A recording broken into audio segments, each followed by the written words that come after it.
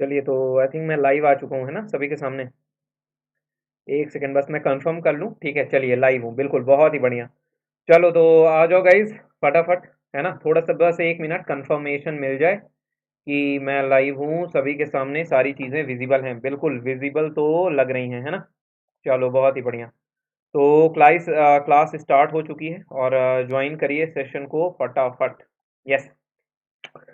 चलिए तो hi guys, welcome to Oliveboard. जैसा आप जानते हैं मेरा नाम सौरभ है, तो मैं हूं सौरभ, आपका साइंस फैकल्टी, और सभी लोगों का साइंस के नए टाइमिंग पे तहे दिल से स्वागत करता हूं। ठीक है, रात को 8 बजे अभी आपकी क्लास चल रही थी, और ज़्यादा नहीं, हमने एक ही हफ्ते रात को 8 बजे चलाई, और क्लास की टाइमिंग अब बदल करके रात को 10 बजे कर दी गई है। ठीक है, तो अब से जो क्लास चलेगी आरआरसी ग्रुप डी के लिए, और जो सीबीटी 2 के लिए भी यूजफुल है। ठीक है, तो स्पेशली ग्रुप डी वालों के लिए जो अब आपकी साइंस की क्लास चलेगी वो रात के 10 बजे चला करेगी। ठीक है, चलिए।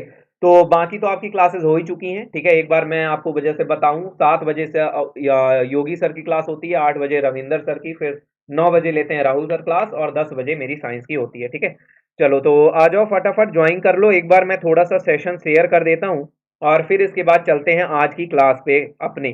ठीक है, तो आपको पता ही है आज की क्लास किसके ऊपर है। आज की क्लास पूरी बेस्ड है साइंस में 25 की स्ट्रेटेजी। मुझे पता है आप सभी लोग अपनी प्रिपरेशन ऑलरेडी शुरू कर चुके हैं। ठीक है, तो प्रिपरेशन शुरू कर चुके हैं, ठीक है, लेकिन एक अगर स्ट्रेटेजी के साथ चलेंगे, एक अपनी रणनीति बना करके चलेंगे कि क्या रणनीति अगले 60 से 65 दिन की होनी चाहिए, ताकि आप अपना साइंस में जो 25 सवाल आ रहे हैं, कम से कम उन 25 सवालों को फटाक से कर सकें। ठीक है, तो उसी पे रहेगा। मैं एक बार वीडियो को शेयर कर देता हूं। ठीक है, फिर इसके बाद अपन चलेंगे आगे और शुरू करते हैं आज का अपना ये सेशन। बहुत ही मजा आने वाला है आपको भी। चलिए तो एक बार लाइक वाइक कर दो, फटाफट वीडियो फैला दो, और चलो अब शुरू हो गई है। ठीक है, चलिए तो बात करेंगे बहुत ही इंपॉर्टेंट चीजों पे, किन बातों का आपको ध्यान रखना है, खासकर उन्हीं सारी चीजों पे बात करेंगे। आप में से वो सीरियस एस्पिरेंट जो मेरे साथ जुड़ना चाहते हैं, तो आप टेलीग्राम में साइंस बाई सौरभ सर के नाम से टेलीग्राम ग्रुप मेरा ज्वाइन कर लो। वहां पे अब से आरआरसी ग्रुप डी की सभी क्लासेस की पीडीएफ इसी टेलीग्राम ग्रुप पे आएगी। तो कोई बच्चा पहली बात तो ये नहीं बोलेगा सर पीडीएफ कहां पे मिलेगी, पीडीएफ आपको इसी ग्रुप पे मिलने वाली है।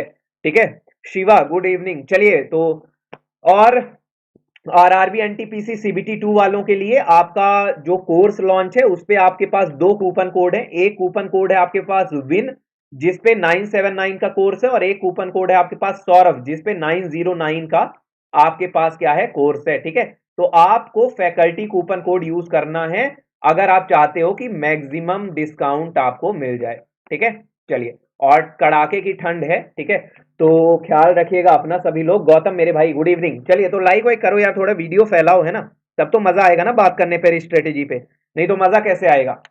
और चलिए तो पहले शुरुआत करते हैं वहां से कि रेलवे ग्रुप डी का सिलेबस क्या है, और कौन कौन सी सब्जेक्ट हैं, किस सब्जेक्ट का कितना वेटेज है। देखिए मुझे पता है कि आपने फॉर्म आज से 3 साल पहले भरा था, और आप थक चुके हो इस वक्त ग्रुप डी के लिए पढ़ पढ़ के, लेकिन फिर भी अपने को एक बार स्ट्रेटेजी पे जाने से पहले हमें देखना पड़ेगा उस बच्चे के लिए भी जो बच्चा पहली बार प्रिपरेशन करने जा रहा है। ठीक है, जो अब शुरू करने जा रहा है उसके लिए भी हमें सोचना होगा, तो उस हिसाब से अपन चलेंगे। ठीक है, और फिर इसके बाद अपन साइंस की स्ट्रेटेजी में आएंगे। तो अगर जल्दी जल्दी 2 मिनट में इस चीज को खत्म करेंगे, अगर आप देखें कि सिलेबस है, तो सिलेबस जो है आपका आरआरबी ग्रुप डी का, उसमें आपके 4 विषय हैं। ठीक है, जो लेवल 1 एग्जाम है, जो सीबीटी परीक्षा है आपकी, उसमें आपके 4 मेन महत्वपूर्ण विषय हैं।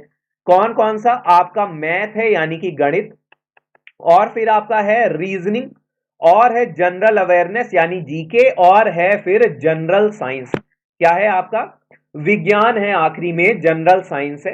तो ये वाला जनरल साइंस मैं आपको पूरा कवर कराऊंगा, और इसकी गारंटी मैं लेता हूं कि अगले 60 दिन में बहुत ही अच्छा लेवल आपका मेंटेन हो जाएगा। ठीक है, चलो तो पहली चीज अब देख लिया आपने कि सिलेबस क्या है। जो आपका टेस्ट है ये कंप्यूटर बेस्ड टेस्ट होगा। सीबीटी का फुल फॉर्म है कंप्यूटर बेस्ड टेस्ट, कंप्यूटर से होगा।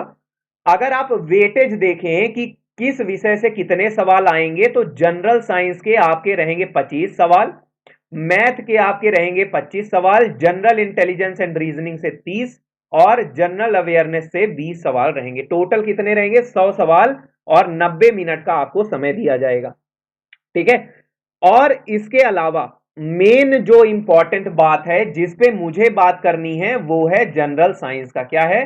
जनरल साइंस पे मेन हमें बात करनी है कि आपको जनरल साइंस के लिए क्या करना है, क्या सारी चीजें आपको फॉलो करनी है जनरल साइंस अपना ऐसा तगड़ा करने के लिए कि 25 में 25 सवाल आपसे जनरल साइंस के हो बन जाए। ठीक है। ऐसा ना हो कि एक भी सवाल आपका मिस हो। एक भी सवाल गारंटी मैं दिलाता हूं 25 में 25 सवाल करके आओगे तुम जनरल साइंस का। लेकिन ये स्ट्रेटेजी फॉलो करनी होगी। 60 दिन में जितनी चीजें पढ़ाऊंगा उन चीजों को तुम्हें फॉलो करते हुए चलना पड़ेगा। ठीक है।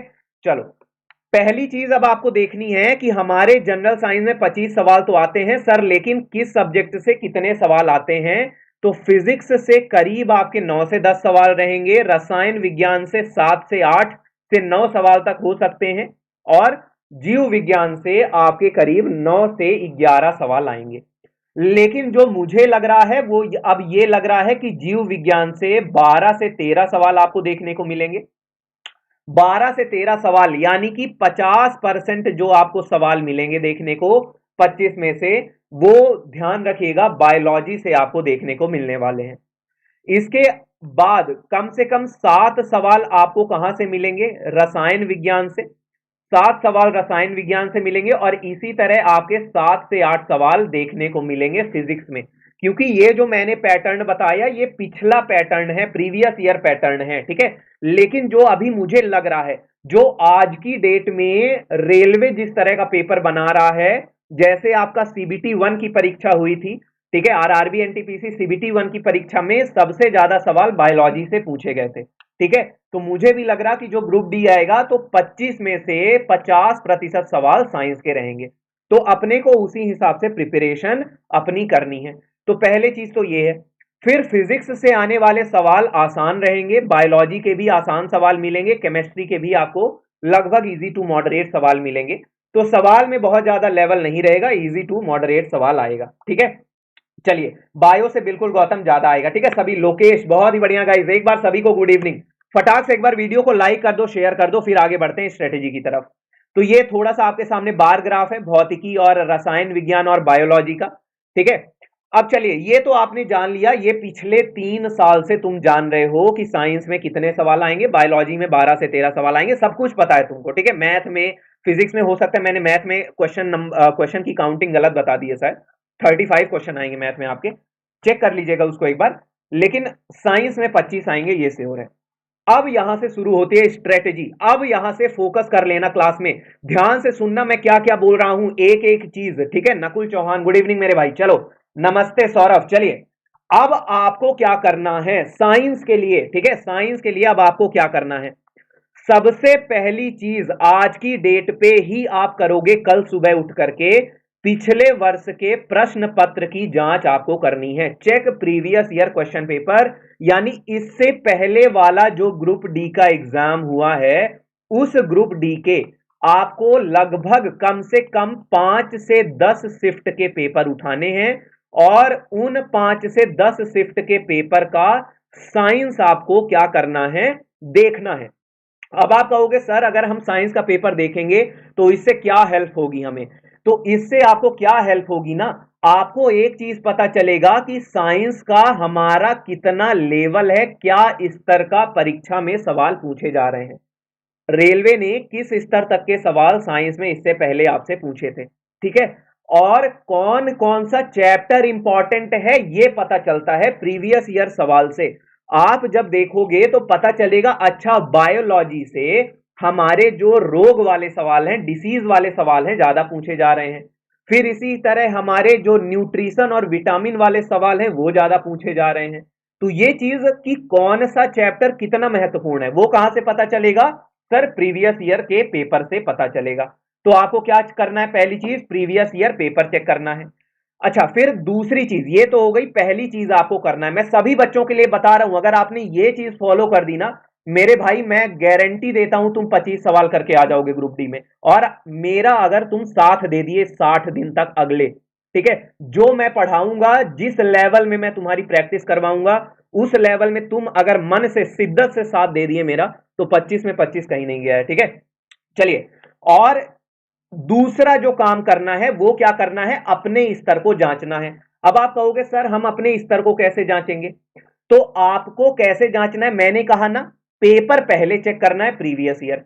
उस प्रीवियस ईयर पेपर को आप सॉल्व करोगे साइंस के मॉक की तरह। कैसे सॉल्व करोगे, साइंस के मॉक की तरह। और वर्तमान में यानी आज की डेट पे आपका लेवल क्या है, आज की डेट पे 25 में से आप कितने सवाल सही कर रहे हैं, क्या आप 25 में से 10 ही सवाल सही कर पा रहे हैं, क्या आप 25 में से 12 सवाल सही कर पा रहे हैं, क्या 15 कर रहे हैं, क्या 20 सवाल कर रहे हैं, कितने सवाल आज की डेट पे आप सही कर रहे हैं, यह बताएगा आपका क्या, अगर आप अपनी स्तर जांचने चलते हैं तो। ठीक है, अच्छा, तो यह हो गया दूसरा काम जो तुम्हें करना है। इससे क्या होगा सर, अगर आपको अपना लेवल पता चल गया तो आपको इस जगह से यह पता चल जाएगा कि मुझे अब कितनी मेहनत की जरूरत है। क्या पता चलेगा यहां से, कि सर अब मुझे कितनी मेहनत की जरूरत है। ठीक है, तो पहला चीज है प्रीवियस ईयर पेपर, दूसरा चीज है अपना स्तर जांचना। और अब आती है तीसरी बहुत महत्वपूर्ण बात, और यह तीसरी महत्वपूर्ण बात है कंसाइज योर सिलेबस, यानी अपने पाठ्यक्रम को संक्षिप्त करना। अब ये मैं क्यों बोल रहा हूं, ये बात मैं क्यों बोल रहा हूं साइंस के लिए, मैं साइंस के लिए ये बात क्यों बोल रहा हूं कि अपने सिलेबस को तुम्हें करना है छोटा, छोटा करना है। सर आप ऐसे क्यों बोल रहे हो छोटा करना है, कम पढ़ना है क्या, नहीं कम नहीं पढ़ना है, कम नहीं पढ़ना है, छोटा करना है। अच्छा देखो, पेपर में तुमने प्रीवियस ईयर का लेवल चेक कर लिया, तुमने वहां पे ये भी देख लिया कि मेरा इस वक्त लेवल क्या है। मैं सबके सवालों के जवाब आखिरी में दूंगा, पहले मुझे बोल लेने दो। ठीक है, पहले मुझे बोल लेने दो कि मैं क्या बोल रहा हूं, सुनो। ठीक है, अरे नहीं, मैथ्स आर्ट ओर्ट वाले किसी को टेंशन नहीं लेने का है, बस 60 दिन मेरे साथ रहो। ठीक है, चलो देखो, अब तीसरी बात है कि सर सिलेबस छोटा करने को क्यों बोल रहे हैं, सर ये बोल रहे हैं कि अपना कॉन्फिडेंस बढ़ाने के लिए। तुम्हारा मैं चाहता हूं कि कॉन्फिडेंस लेवल इतना बढ़ जाए, तुम्हारा कॉन्फिडेंस लेवल इतना बढ़ जाए कि तुम जब एग्जाम में जाओ तो तुम्हें सोचना भी ना पड़े कि मेरे को साइंस के 25 सवाल बनेंगे या नहीं बनेंगे। इसलिए बोल रहा हूं सिलेबस छोटा करना। कैसे होगा, कैसे होगा, आपको पहले जब प्रीवियस ईयर पहला काम कर लोगे, प्रीवियस ईयर का पेपर चेक कर लोगे, दूसरा काम जब आप कर लोगे उसको मॉक की तरह लगा लोगे तो आपको अपना लेवल पता चल जाएगा।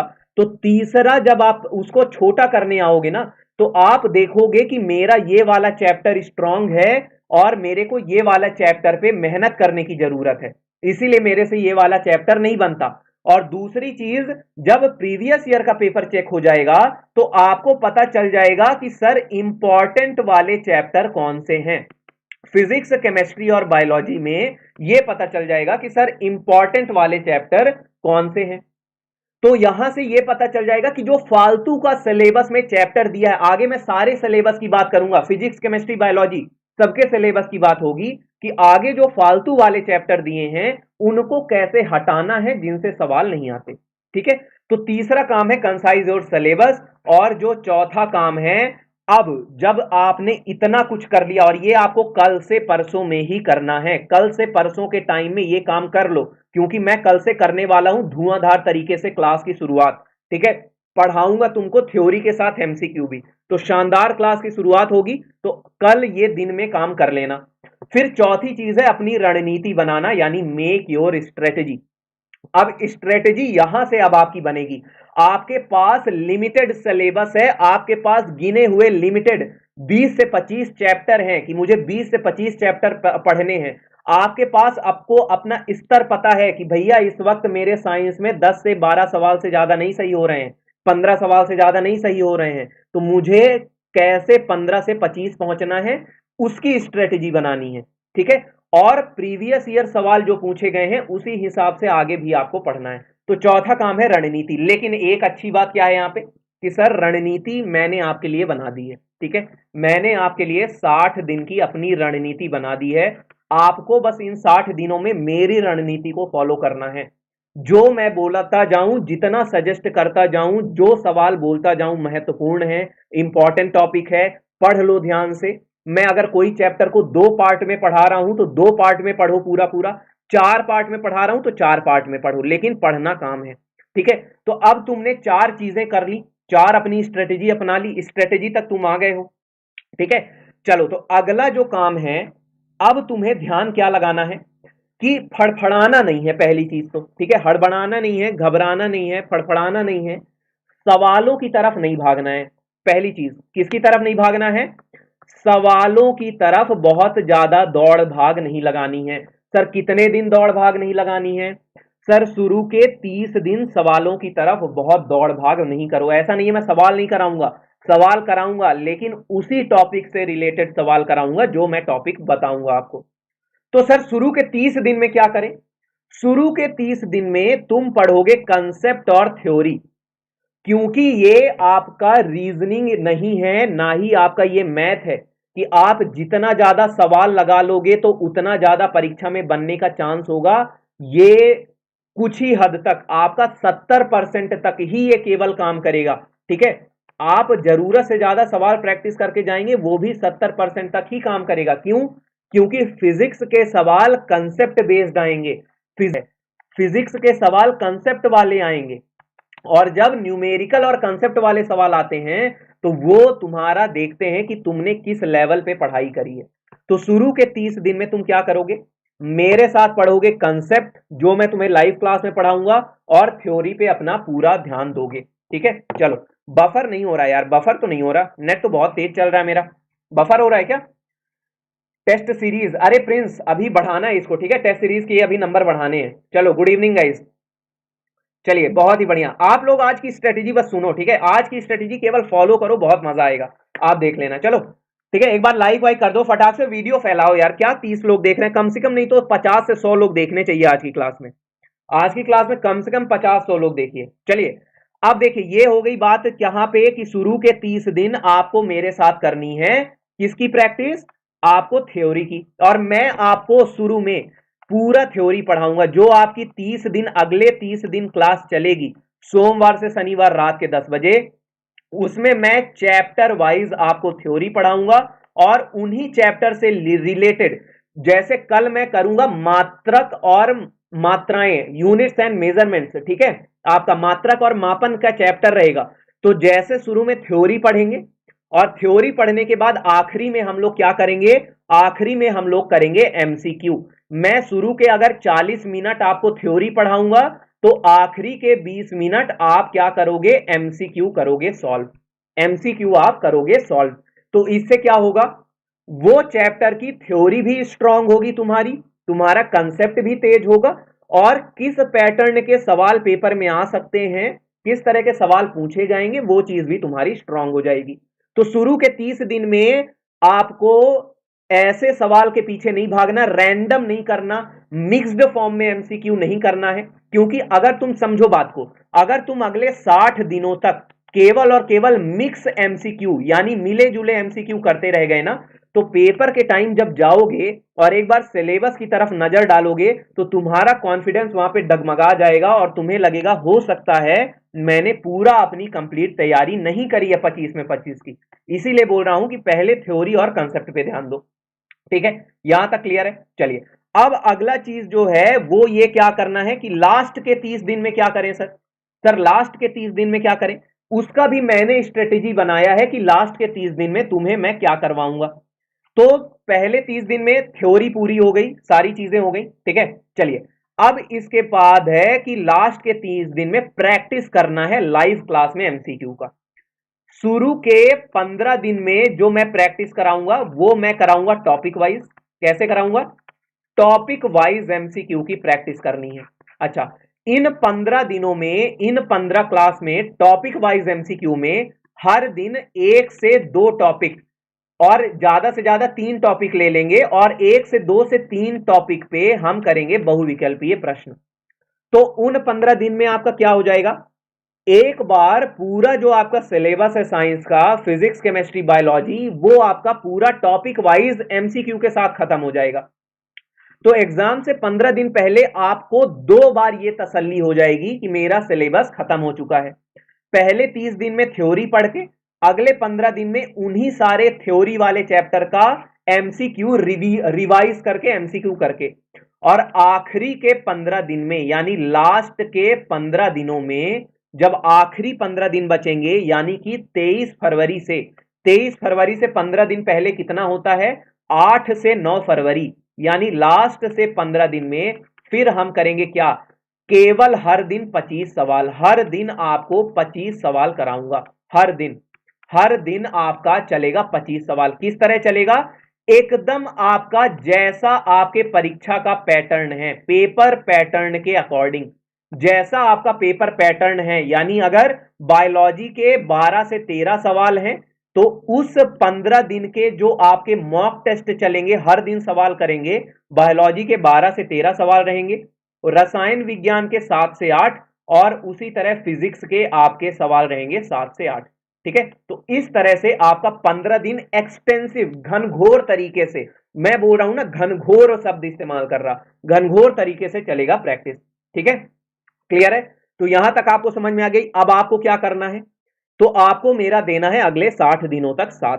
चलिए, तो ये बात यहां तक सभी को समझ में आ गई, समझ में आ गई, तो फिर इसके बाद लाइक ठोको एक बार वीडियो में, फटाक से लाइक आ जाने चाहिए सभी के, चलो दबाओ। अगला, चलिए अब आगे बात करते हैं क्या, अब देखते हैं सिलेबस। भैया सिलेबस भी तो देखना है साइंस का, छोटा करने की बात कही थी ना मैंने कहा था सिलेबस को कंसाइज करना है, क्या करना है, छोटा करना है। तो चलो अब मैं बताता हूं तुम्हें रणनीति, तुम्हारा क्या होना चाहिए सिलेबस को छोटा करने का तरीका। ठीक है, कैसे करेंगे सर सिलेबस को छोटा, तो पहले देखते हैं कि भौतिकी में चैप्टर कौन कौन से आने हैं, फिर तो सिलेबस छोटा करोगे। तो अगर देखो तो फिजिक्स में है यूनिट्स एंड मेजरमेंट्स, मात्रक और मापन, फिर है न्यूटन के गति नियम और बल यानी कि force and laws of motion, फिर है आपका क्या, कार्य ऊर्जा और शक्ति, ये वाला चैप्टर, कार्य ऊर्जा और शक्ति यानी वर्क एनर्जी पावर वाला चैप्टर, फिर ग्रेविटेशन यानी गुरुत्वाकर्षण, प्रेशर, ध्वनि और तरंगे, ऊष्मा, और आपका फ्रिक्शन। अब देखिए ये तो बहुत सारा लिखा हुआ है, मैं आपको बताता हूं ये लिखा हुआ है बहुत सारा। अब देखिए अब यहां पे काम क्या करना है, ठीक है, डरना नहीं है, बिल्कुल डरना नहीं है, मेरी बात सुनो, डरने की बात नहीं है, मैं बता रहा हूं ना कैसे खत्म होगा। अब सिलेबस तुम्हें इतना बड़ा दिख रहा है ना, सिलेबस इतना बड़ा दिख रहा है, अब देखो इसको कैसे बनाते हैं छोटा, कैसे लाते हैं अपने अंदर कॉन्फिडेंस और कैसे बनाते हैं इसे छोटा। ये एक चैप्टर अलग निकाल दो जिसको तुम्हें पढ़ना ही पढ़ना है, ये सबसे महत्वपूर्ण चैप्टर है। ठीक है, सबसे महत्वपूर्ण चैप्टर है, इसको अलग निकाल दो।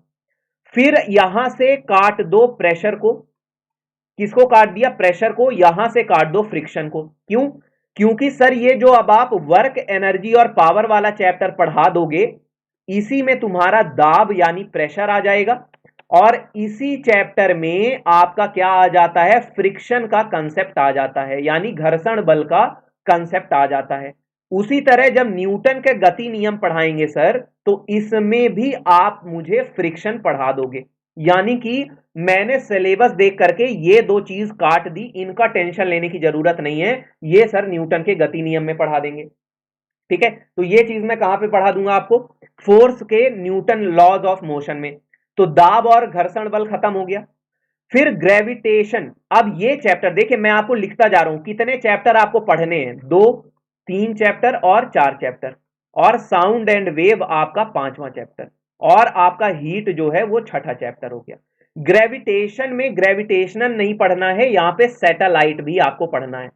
तो मैं आपको पढ़ाऊंगा ग्रेविटेशनल कॉन्सेप्ट्स एंड सैटेलाइट, यानी कि आपके कृत्रिम उपग्रह के बारे में भी पढ़ना है। किसके बारे में पढ़ना है, कृत्रिम उपग्रह के बारे में भी पढ़ना है। ठीक है, तो ग्रेविटेशनल कॉन्सेप्ट एंड सैटेलाइट 4था चैप्टर रहेगा।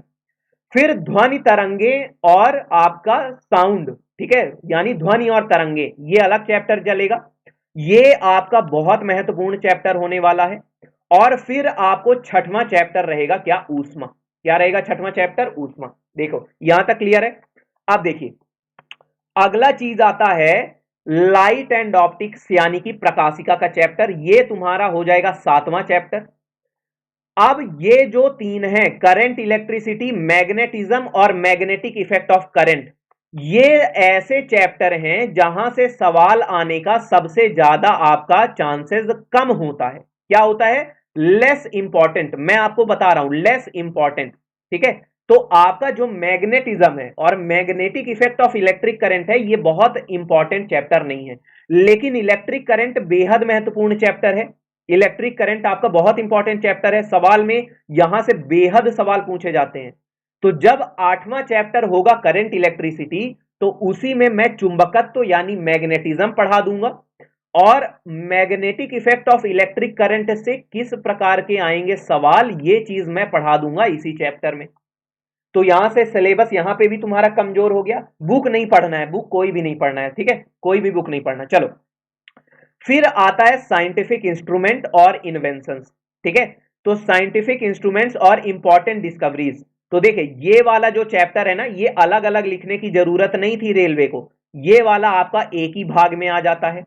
और सोर्सेज ऑफ एनर्जी आपका छोटा सा चैप्टर है, जो कि जीके में भी आता है और साइंस में भी आता है, ठीक है। तो 8, फिर आपका ये हो गया 9, और ये हो गया 10, और ये हो गया 11। तो अब फिजिक्स में कितने चैप्टर है, केवल 11 चैप्टर पढ़ने हैं।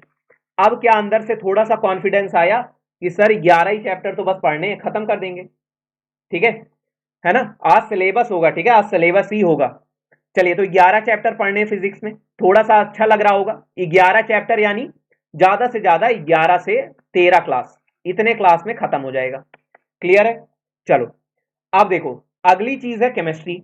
अब आ गए आप रसायन विज्ञान में, कि रसायन विज्ञान का क्या क्या सिलेबस है। सिलेबस देखते जाओ, कल से घनघोर तरीके से शुरू कर देंगे, ठीक है। अब आता है आपका केमिस्ट्री का पार्ट।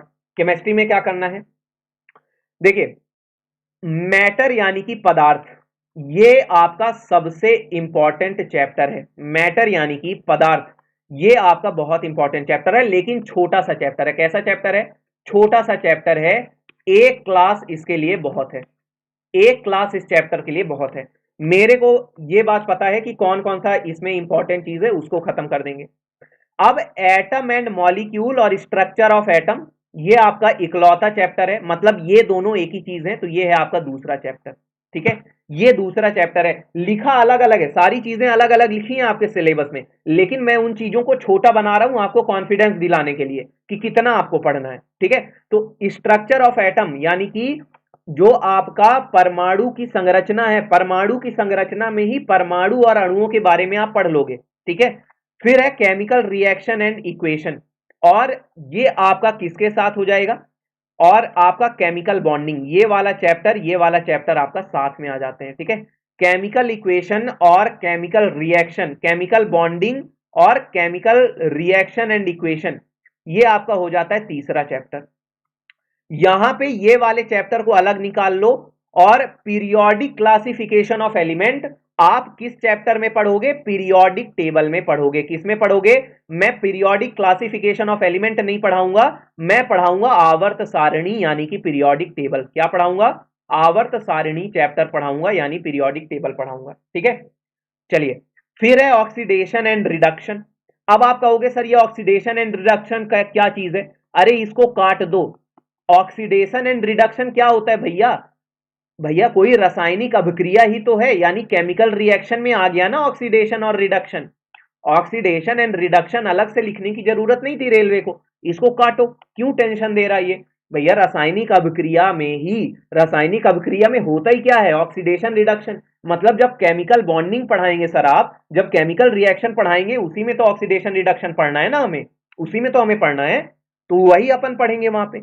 यानी केमिकल बॉन्डिंग जो आपका तीसरा चैप्टर है, ये अब हो जाता है इंपॉर्टेंट, यानी आपका जो तीसरा चैप्टर होगा वो होगा केमिकल बॉन्डिंग। और ये चैप्टर आप पढ़ोगे कम से कम 2 से 3 पार्ट में। कितने भाग में पढ़ोगे, 2 से 3 में पार्ट में पढ़ोगे। और पीरियोडिक टेबल हद से ज्यादा इंपॉर्टेंट चैप्टर है, इसीलिए पीरियोडिक टेबल जो आपका चौथा चैप्टर है, इसको मैं बहुत अच्छे से पढ़ाने वाला हूं, ठीक है। यहां तक क्लियर है। फिर आपका कंबशन ऑफ फ्लेम जो है, ये वाला जो चैप्टर है, यानी कि जो आपका लव का जलना, ये आपका किस में आता है पता है, ऑर्गेनिक केमिस्ट्री का ये भाग है। तो इसको यहां से अभी काट दो, इसको यहां से काट दो। और फिर है एसिड बेस एंड सॉल्ट, ये तुम्हारा 5वां चैप्टर है। तो यहां पे जो आपके कम से कम 9 चैप्टर लिखे थे, हमने इनको कर दिया 5 चैप्टर में। कितने में कर दिया, 5 चैप्टर में कर दिया, ठीक है। चलिए, क्लास हिंदी इंग्लिश दोनों में होगी, है ना। क्लास हिंदी इंग्लिश दोनों में होगी और ज्यादातर मैं हिंदी में ही पढ़ाऊंगा। अभी सिलेबस है यार, सिलेबस तो देख लो इंग्लिश में, है ना, सिलेबस है, केवल सिर्फ सिलेबस आपका छोटा कर रहा हूं मैं, सिलेबस केवल छोटा करवा रहा हूं, ठीक है। फिर है electrolysis carbon and its compound. अब देखिए ये वाला जो चैप्टर है, ये कार्बन एंड इट्स कंपाउंड लिखने की जरूरत नहीं थी रेलवे को। रेलवे अगर इतना लिख देता कि ऑर्गेनिक केमिस्ट्री, क्या लिख देता, कार्बनिक रसायन, यानी ऑर्गेनिक केमिस्ट्री वाला चैप्टर कार्बनिक रसायन अगर लिख देता, जो कि मैं आपको पढ़ाऊंगा छठवां चैप्टर, उसी में आपका क्या क्या आ जाएगा, ये आपका फ्यूल यानी ईंधन काट दो, ईंधन इसी चैप्टर में आप पढ़ लोगे, कार्बनिक रसायन में ही आप फ्यूल्स पढ़ लोगे, और इसी चैप्टर में, इसी छठवें चैप्टर में जो पीछे आपने काटा था ना कंबशन एंड फ्लेम, यानी कि लॉ का जलना, ठीक है, कंबशन ऑफ फ्लेम, ये बहुत इंपॉर्टेंट टॉपिक है, कंबशन ऑफ फ्लेम, ये इंपॉर्टेंट टॉपिक है, यहां से सवाल आ जाते हैं कभी कभी, ठीक है। तो ये भी तुम्हारा किस में आ जाएगा, ऑर्गेनिक केमिस्ट्री में। फिर है मेटलर्जी, मेटलर्जी, अब यहां पे एक चीज लिखिए इलेक्ट्रोलिसिस। अब इलेक्ट्रोलिसिस यहां पे काट दो, क्योंकि ये चीज तुम कहां पढ़ोगे, धातु कर्म में ही पढ़ोगे। क्यों, क्योंकि जो ये विद्युत अपघटन की प्रक्रिया है, इलेक्ट्रोलिसिस है, इसका इस्तेमाल कहां किया जाता है सर, धातु कर्म में ही इसका इस्तेमाल किया जाता है। इलेक्ट्रोलिसिस एक प्रक्रिया है, कोई चैप्टर नहीं है ये, तो उसको सिलेबस से हटा दो वहां से, ठीक है। वो किस में आएगा, मेटलर्जी में, ठीक है। सिंथेटिक फाइबर्स एंड प्लास्टिक्स, ये भी किस में आता है, ऑर्गेनिक केमिस्ट्री में। यानी ऑर्गेनिक केमिस्ट्री के सर अब कितनी क्लास होंगी, ऑर्गेनिक केमिस्ट्री की 2 से 3 क्लास आपकी होंगी, ठीक है। और फिर आता है मेटल्स एंड नॉन मेटल्स, जो कि 8वां चैप्टर होगा, बेहद इंपॉर्टेंट। और इसके बाद डिस्कवरीज और कॉमन फैक्ट पढ़ लेना, जो कि 9वां चैप्टर। यानी कि पूरा रासायनिक विज्ञान, पूरा रसायन विज्ञान केमिस्ट्री आपका कितने चैप्टर में हो गया, 9 चैप्टर में। फिजिक्स कितने चैप्टर में करा था, 11 चैप्टर।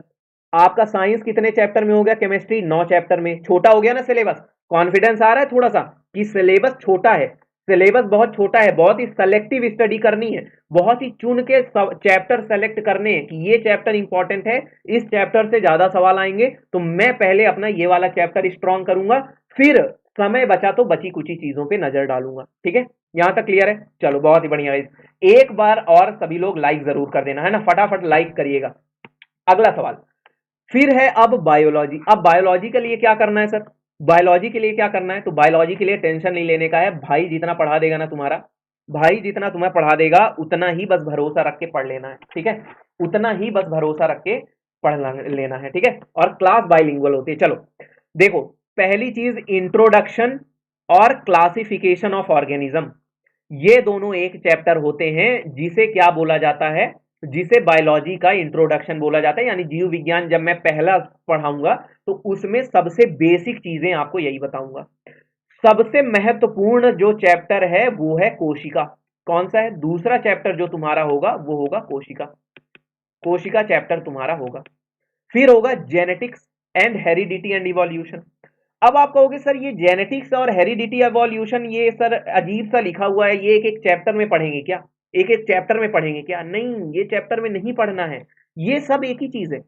हेरिडिटी एंड इवोल्यूशन में ही अनुवांशिकी आती है, जेनेटिक्स भैया हेरिडिटी, हेरिडिटी मतलब कहाँ, जो भी आप वंशानुगत चीजें होती हैं, वंशानुगत चीजों में ही तो अनुवांशिकी छुपी हुई है, जेनेटिक्स छुपी है। तो ये तो आपका तीसरा चैप्टर हो गया ना, तीसरा चैप्टर हो गया। फिर है आता है बॉटनी यानी वनस्पति विज्ञान। अब वनस्पति विज्ञान में क्या क्या है, उसमें जब रेलवे ने लिखा कि वनस्पति विज्ञान में क्या क्या है, तो उसमें लिखा है classification of plant kingdom, plant morphology, plant tissue यानी पौधे के ऊतक, प्रकाश संश्लेषण की प्रक्रिया, प्लांट हार्मोन और प्लांट में होने वाले रोग। तो देखो ये सब ऐसे हैं ना कि इन सभी चैप्टर से अगर मैं तुम्हें 20-20 एमसीक्यू भी करा दूं ना, तो ये सब खत्म हो जाते हैं। मेरी बात मानो, वनस्पति विज्ञान से जितने भी यहाँ पे टॉपिक कर करके रेलवे ने तुम्हारा सिलेबस में लिखा है पूरा डिटेल में साइंस के कि उसको करके कि तुम्हें इतना पढ़ना है, अगर मैं इन सभी टॉपिक पे 20-20 एमसीक्यू भी करा दूं ना, तो ये खत्म हो जाएगा और सवाल इससे बाहर नहीं जाएगा। भैया प्रकाश संश्लेषण पे लिख तो दिया है, कितने सवाल बनते हैं प्रकाश संश्लेषण में, मुश्किल से 10, मुश्किल से 10 सवाल बनते हैं, ठीक है। तो बॉटनी को अपन कैसे पढ़ेंगे, ये वाला होगा आपका चौथा चैप्टर, और बॉटनी के कम से कम मैं पढ़ाऊंगा आपको 4 क्लास, कितनी क्लास, 4 क्लास। और 4 क्लास में हम करेंगे थ्योरी, ठीक है, और ज्यादा से ज्यादा करेंगे एमसीक्यू। क्या करेंगे? ज्यादा से ज्यादा कर देंगे एमसीक्यू। तो ये हो जाएगा बॉटनी का समापन समारोह। यहां पे क्या हो जाएगा? बॉटनी का। ठीक है। अरे दिव्यांशु आपको ठंड लग, हाँ मेरे भाई ठंड लग रही है, ठीक है, इसीलिए तो पहना है। चलो, फिर है इकोलॉजी एंड इन्वायरमेंट और पॉल्यूशन। ये आपका एक ही चैप्टर है, ठीक है। इन्वायरमेंट एंड इकोलॉजी में ही प्रदूषण आता है। इन्वायरमेंट और इकोलॉजी आज तक दुनिया में जो भी साइंस का मास्टर पढ़ाया होगा इतनी चीज, वो आपका इकोलॉजी और इन्वायरमेंट। मेरे सर पे बाल भी नहीं है भाई, है ना, बाल भी नहीं है इसलिए भी टोपा लगा हुआ है, नहीं तो आपको गंजा दिखेगा मेरा, है ना। कल नहीं देखा क्या जब आए थे अपन स्ट्रेटजी वाले में?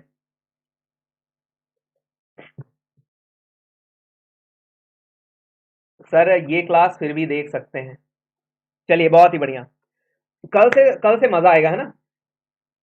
चलिए, अगली चीज, इकोलॉजी इन्वायरमेंट में मैंने बोला जैसे प्रदूषण भी उसी में आ जाएगा, ठीक है। वातावरण वाला चैप्टर जो पांचवा, ये भी आपका इंपॉर्टेंट है, लेकिन ऐसा भी बहुत ज्यादा इंपॉर्टेंट नहीं है कि बहुत कुछ पूछेगा। ये प्राणी विज्ञान जूलॉजी, सबसे ज्यादा तुम्हें यही पढ़ना है। क्या पढ़ना है? सबसे ज्यादा अगर कुछ पढ़ना है तो क्या पढ़ना है? जूलॉजी पढ़ना है, ठीक है। ग्रुप डी के लिए शानदार ढंग से पढ़ेंगे अपन। क्या पढ़ना है? प्राणी विज्ञान। अब आप देखो, जो मैं सबसे ज्यादा लंबा खींचूंगा वो पढ़ूंगा प्राणी विज्ञान। क्या क्या लिखा है रेलवे ने? Classification of animal kingdom, animal tissue, human blood यानी मानव रक्त, है ना, जंतु उतक, ठीक है, जीव जंतु यानी जानवर के उतक, यानी इसमें इंसान भी आ जाता है, ठीक है। ऑर्गन एंड ऑर्गन सिस्टम, ये है मेन, ये मिल गया, जिसको आपको सबसे ज्यादा ऐसे 5-6 स्टार बना करके मार्क कर लेना। इस चीज को सबसे ज्यादा पढ़ना है। कैसे?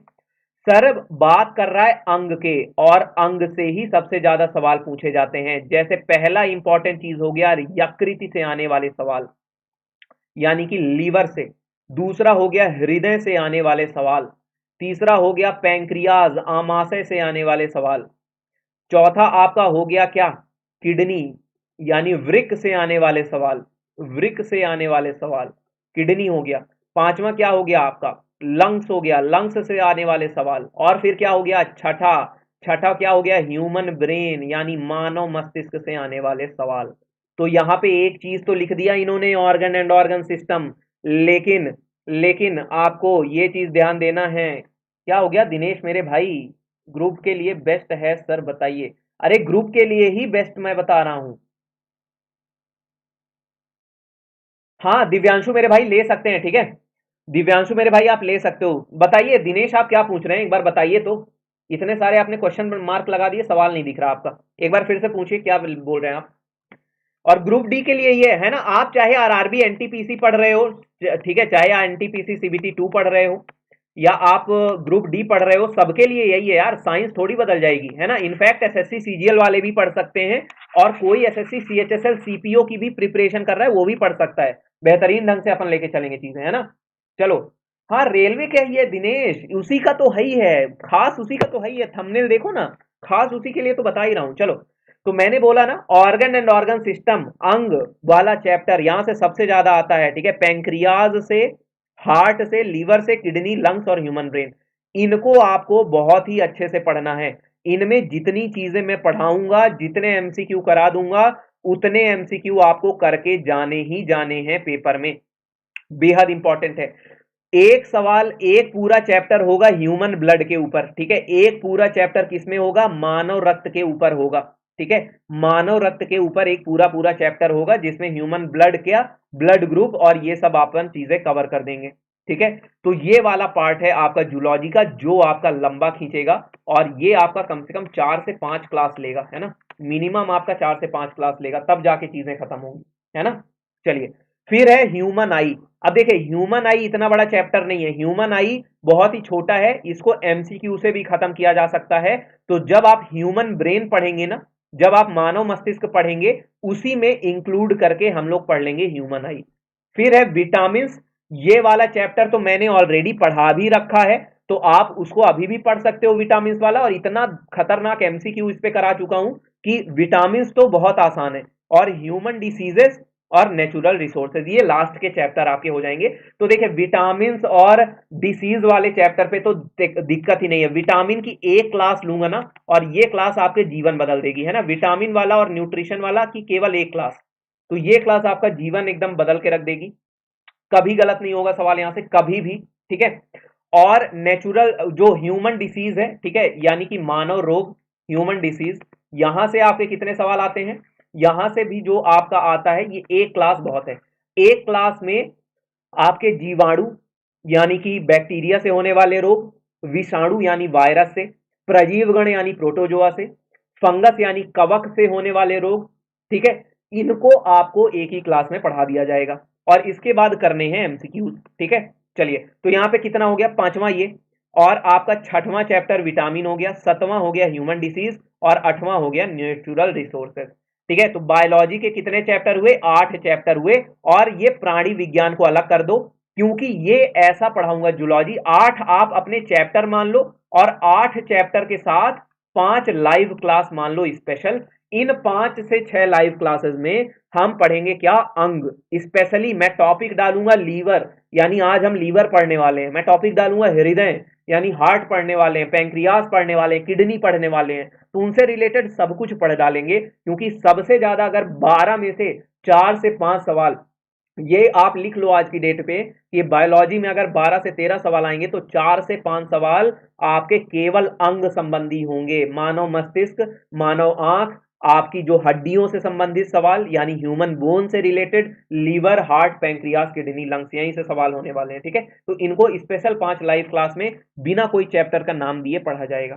तो ये होगा आपका क्या, ठीक है, ये होगा आपका लगभग लगभग कंप्लीट सिलेबस, और इस तरह से हम कर दिए इसको छोटा, ठीक है। अब हमें आ गया है कॉन्फिडेंस कि किस प्रकार से आपको लेके चलूंगा अगले 60 दिनों में, किस प्रकार से अगले 60 दिन आपको मेरा साथ देना है, ठीक है। चलिए तो यही मेरे को आपको बताना था कि शुरू के 30 से 35 दिन, अगर 40 दिन भी हो जाए, ठीक है, आगे सिलेबस खत्म करने में मुझे 35 से 40 दिन भी लग जाए, तो अपना ढाढ़स मेरे साथ बनाए रखना, ठीक है, क्योंकि थ्योरी के साथ आखिरी में मैं कंसेप्ट भी तुम्हें पढ़ाऊंगा और ये मेरी गारंटी है। मैं जिम्मेदारी लेता हूं कि सवाल कैसे कराने हैं, कितना थ्योरी पढ़ानी है, या आपको पेपर में एक भी डर ना लगे। आप बस एक चीज जानो कि सौरभ सर ने सब कुछ पढ़ा दिया, ठीक है। चलिए क्लियर है यहाँ तक। दिव्यांशु सर मेरा कमेंट नहीं देखे हो आप। सर एसएससी में साइंस में कितने क्वेश्चन आते हैं, 4 से 5, ठीक है, 3 से 4 लेटेस्ट टाइम पे 25 में से 3 से 4 सवाल एसएससी में साइंस के होते हैं, है ना। पहले 7 से 8 सवाल आते थे लेकिन 3 से 4 अब आने लगे, ठीक है। चलिए बहुत ही बढ़िया, क्लियर है यहाँ तक।